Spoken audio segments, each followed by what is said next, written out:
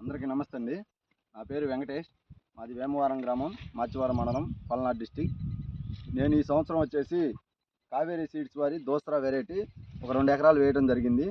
ఈ వెరైటీని June first వీక్లో అంటే జూన్ 7, 8 ఆ తారీఖులో వేసాం. ఈ వెరైటీ అయితే చాలా అంటే చాలా బాగుంది. ఇప్పటికీ ఈ వెరైటీ వచ్చేసి మేము ఒకసారి అయితే తీయడం జరిగింది పత్తి. కాటాకైతే బాగుంది. గింజ శాతం బాగా ఉంది పత్తిలో.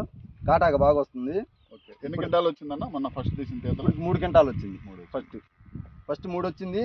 ఇంకా కాయ వచ్చేసి 7-8 క్వింటాలు కాయే ఉంది. మళ్ళీ క్రాప్ అయితే చాలా బాగుంది. మొత్తం ఓవరాల్గా అయితే 15 క్వింటాల దాకా వచ్చే అవకాశం ఉంది. చాలా మంచి వెరైటీ. ఈ సంవత్సరం 2 ఎకరాలకు వేసాం. నెక్స్ట్ ఇయర్ 10 ఎకరాలు వేయాలని అనుకుంటున్నాం.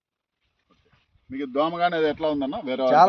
చాలా తక్కువ. లో మెయింటెనెన్స్ లో బాగా వస్తుంది. మెయిన్ ఈ విత్తనంలో మేము చూసింది ఏంటంటే వ్యాధి నిరోధక శక్తి అనేది చాలా ఎక్కువ ఉంది. Okay okay.